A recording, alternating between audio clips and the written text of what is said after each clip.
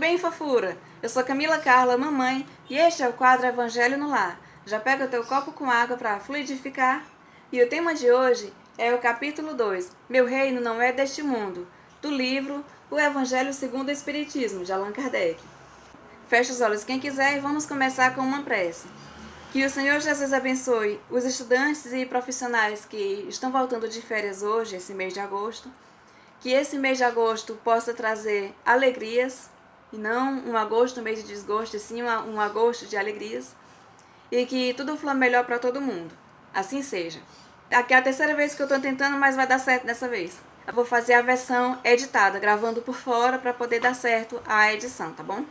Agora vamos à leitura. Capítulo 2. Meu reino não é deste mundo. Prefácio deste capítulo.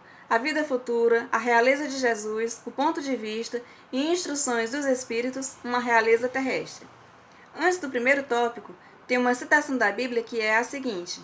Pilatos, tendo entrado de novo no palácio e feito vir Jesus à sua presença, perguntou-lhe, És o rei dos judeus? Respondeu-lhe Jesus, Meu reino não é deste mundo. Se meu reino fosse deste mundo, a minha gente teria combatido para impedir que eu caísse nas mãos dos judeus. Mas o meu reino ainda não é aqui. Disse-lhe então Pilatos, És, pois, rei? Jesus lhe respondeu, Tu o dizes, sou rei. Não nasci e não vim a este mundo senão para testemunhar a verdade. Aquele que pertence à verdade escuta a minha voz. São João, capítulo 18, versículos 33, 36 e 37. Tópico 1. A vida futura. Por essas palavras, Jesus claramente se refere à vida futura, que em todas as circunstâncias ele apresenta como a meta que a humanidade terá e como sendo o objetivo das maiores preocupações do homem na Terra. Todas as máximas se dirigem a esse grande princípio. Sem a vida futura, a maior parte dos seus preceitos morais não teria nenhuma razão de ser. Esse dogma pode ter sido o eixo do ensino do Cristo, pois só ele justifica as anomalias da vida da Terra e se mostra de acordo com a justiça divina.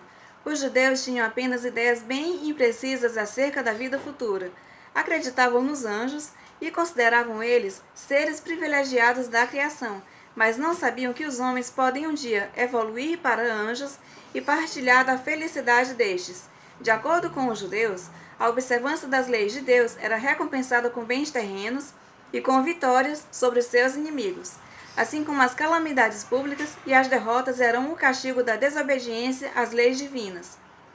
Moisés não pudera dizer mais do que isso para aquele povo pastor e ignorante que, antes de tudo, precisava ser tocado pelas coisas deste mundo. Mais tarde, Jesus revelou que há outro mundo, onde a justiça de Deus segue o seu curso. Lá os bons acharão sua recompensa. No seu reino é que ele se encontra na sua glória e para onde voltaria quando deixasse a terra. Jesus ensinou conforme o estado dos homens de sua época. Não lhes deu luz completa ao perceber que eles ficariam deslumbrados e não a compreenderiam. Apresentou a vida futura apenas como um princípio. Todo cristão acredita na vida futura, mas muitos fazem dela uma ideia ainda vaga e incompleta. O Espiritismo veio completar o ensino do Cristo.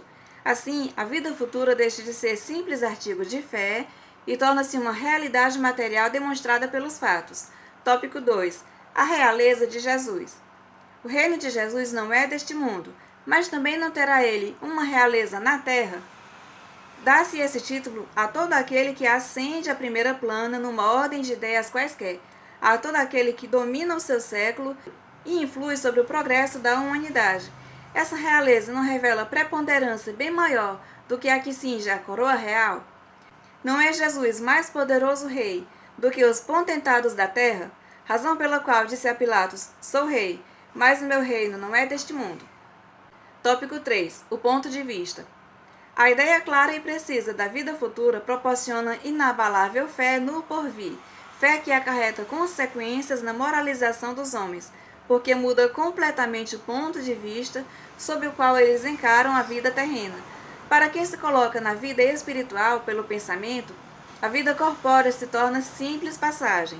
As tribulações dessa vida não passam de incidentes que ele suporta com paciência, por saber que são de curta duração. A morte torna-se a porta que se abre para a libertação.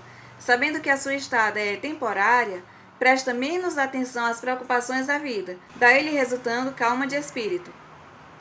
Por duvidar da vida futura, o homem dirige todos os seus pensamentos para a vida terrestre, colocando o ponto de vista, vastas proporções assume tudo o que o rodeia. É o que acontece ao que encara a vida terrestre do ponto de vista da vida futura. A importância dada aos bens terrenos está sempre em razão inversa da fé na vida futura. Se todo mundo pensasse dessa maneira, ninguém mais se ocuparia com as coisas terrenas. Não, o homem instintivamente procura seu bem-estar. O desejo do bem-estar força o homem a tudo melhorar, impelido a trabalhar por necessidade, por gosto e por dever, obedecendo aos desígnios da providência que, para tal fim, o colocou na terra.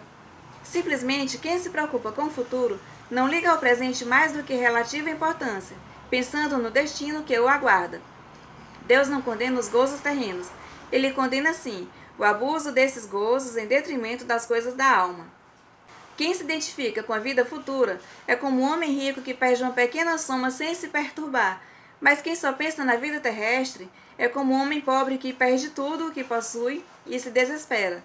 O Espiritismo dilata o pensamento e lhe rasga horizontes novos. O Espiritismo mostra que essa vida não passa de um elo no conjunto da obra do Criador e faculta uma base e uma razão de ser a fraternidade universal. Ao tempo do Cristo, os homens não o teriam compreendido, por isso ele reservou para outros tempos o fazê-lo conhecido. Tópico 4. Instruções dos Espíritos. Uma realeza terrestre.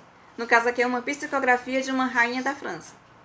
Quem melhor do que eu pode compreender as verdades dessas palavras do nosso Senhor?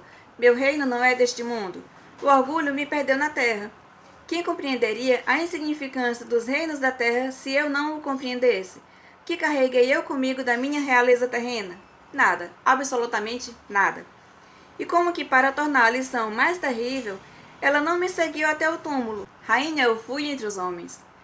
Como rainha, eu acreditava entrar no reino dos céus. Que desilusão, que humilhação, quando em lugar de ser recebida como soberana, vi acima de mim, mas bem acima, homens que eu acreditava bem pequenos e que desprezei, por não terem sangue nobre. Oh, como então compreendi a esterilidade das honras e das grandezas que se procuram na terra com tanta avidez. Para se preparar um lugar neste reino, é preciso a abnegação, a humildade, a caridade em toda a sua prática celeste, a benevolência para com todos. Não se vos pergunta o que fostes, que posição ocupastes, mas o bem que fizestes, as lágrimas que enxugastes. Ó Jesus, disseste que teu reino não era deste mundo, porque é preciso sofrer para alcançar o céu, e os degraus do trono não nos aproximam dele. A ele só conduzem as veredas mais penosas da vida. Procurai o caminho através das sarças e dos espinhos, e não entre as flores. Os homens correm atrás dos bens terrestres, como se os devessem guardar para sempre, mas aqui não há ilusões. Eles se apercebem logo que agarraram uma sombra e negligenciaram os únicos bens sólidos e duráveis, os únicos que são de proveito na morada celeste, os únicos que podem a ela dar-lhes acesso. Tende piedade daqueles que não ganharam o reino dos céus. Ajudai-os com as vossas preces, porque a prece aproxima o homem do Altíssimo. É o traço de união entre o céu e a terra. Não o esqueçais. Uma rainha da França. Psicografado em 1863. O resumo termina aqui. Pulei vários exemplos para não ficar tão longo. Mas um exemplo citado aqui foi que um homem que não entende a vida futura é como uma criança que não vê nada além dos seus brinquedos. A perda do menor dos seus bens é uma tristeza imensa. A gente precisa desapegar mais do material e se apegar mais ao espiritual para entrar no reino dos céus, fazendo o bem e ajudar os outros a também evoluir. Vamos à prece final. Feche os olhos quem quiser e que Deus nos ajude nessa jornada que a gente tem ainda a traçar, que a gente consiga continuar seguindo em frente com o mínimo de erros possíveis, porque a gente aprende com os erros? Aprende. Mas o ideal seria a gente saber como é o certo e o errado, escolher o certo. Se a gente se desviar um pouquinho do caminho, que a gente possa voltar logo para o caminho correto, aprender com os erros e não pecar mais. Não é assim que Jesus falava quando curava as pessoas? Vá e não peque mais. Então que a gente também possa ir sem pecar mais. Assim seja. Agora vamos tomar a nossa água fluidificada, que pegou aí no começo, né?